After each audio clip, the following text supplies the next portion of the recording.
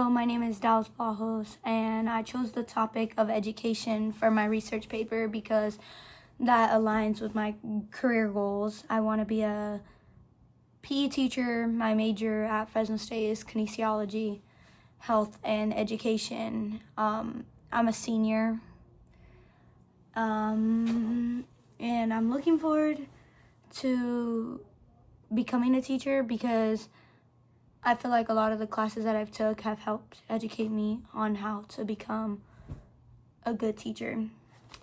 So to start off with my PowerPoint presentation, I have it right here, but there's certain things that I want to explain, so that's why I have it. I said that symbolic interactualism explains how gender inequality and education emerge not from intimate and ability, but from social meanings created through teachers' expectations, peer interactions, and institutional practices that define what it means to be a successful student. Basically, that is meaning like throughout our years of education, like for example, me, I was always growing up like told like boy toys are for boys, girl toys are for girls.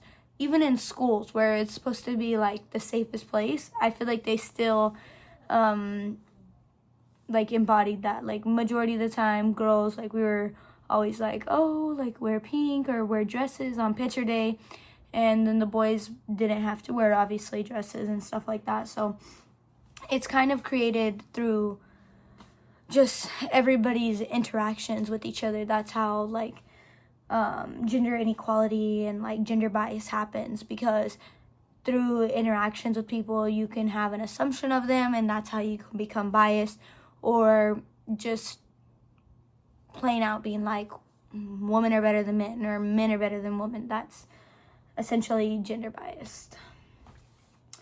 Like some history things that go into it, I have this. This is the women's suffrage. That was probably my favorite thing to learn about in history. There's numerous ways to, there's numerous of things in history that show gender bias. For example, the women's suffrage, women inequality, women basically had no rights, and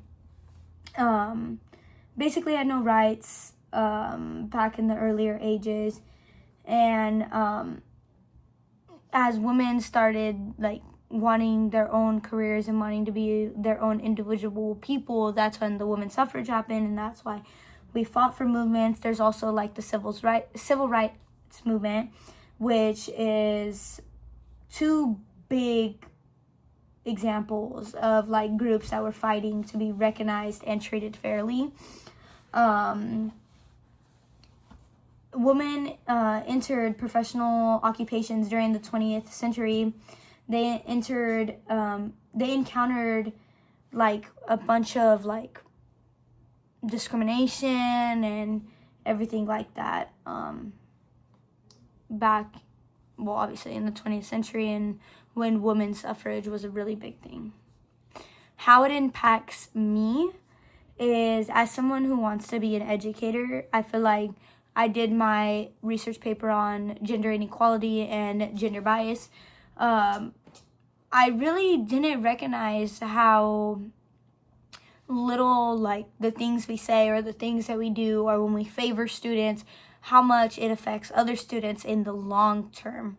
So this is what I wanted to explain more, this and my last slide. So that's some of my students right there that I have. I have 5th grade now. This was my I had 6th grade last year. This was my class last year.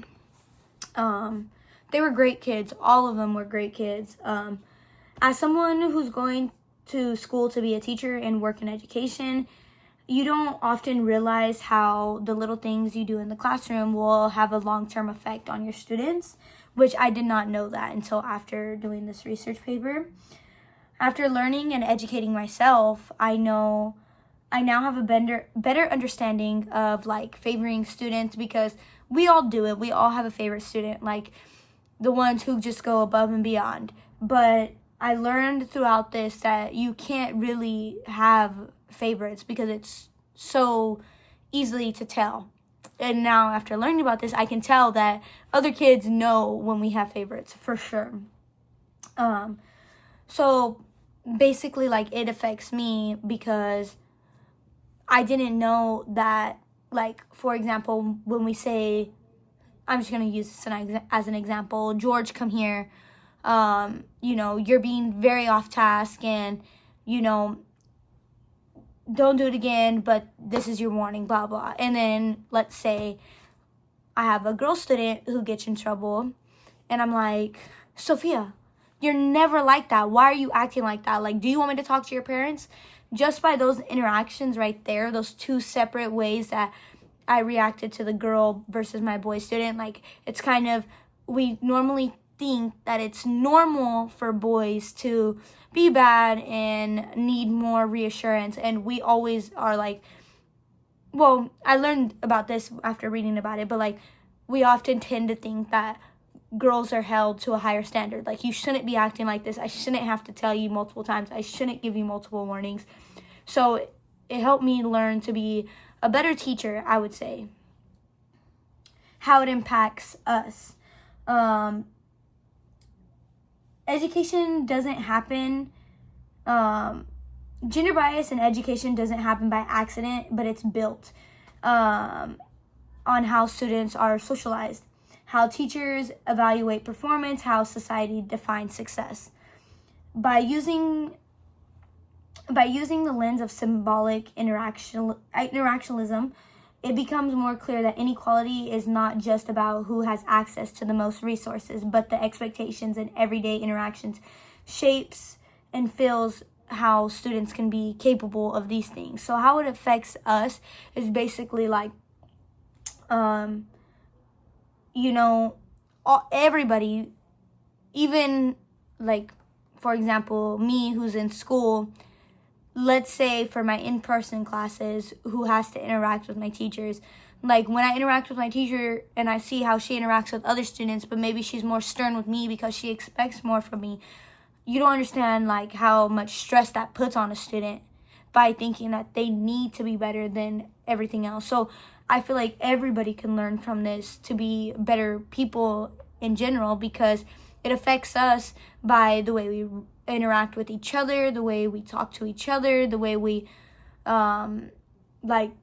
say, oh, hey guys, come here.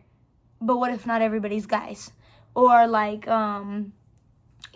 there's more ways to say things without making it just in a bubble, if that makes sense.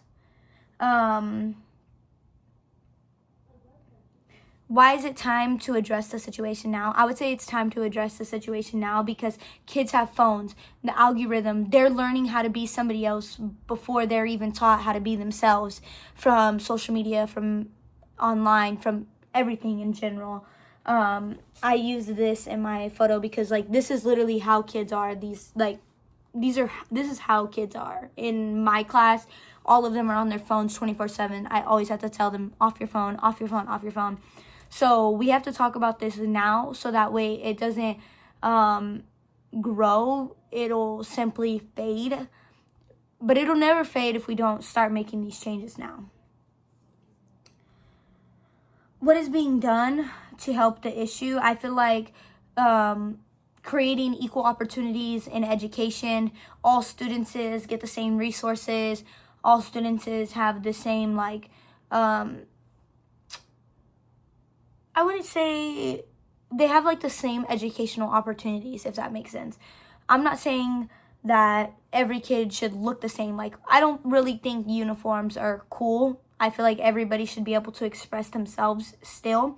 But I do feel like having equal opportunities, like if somebody wants math tutoring, they should be able to go to math tutoring, even if they're an A+ student, if that makes sense.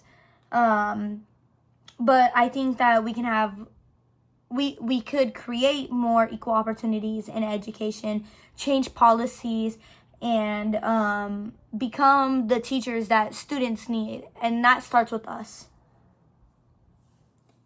Areas for further research, I would say, I feel like every teacher should educate themselves in gender inequality and gender bias because you learn so much from it. I also take a woman in gender studies class, so we learn about gender bias too, but we learn about it in society. So this is kind of deeper into just education.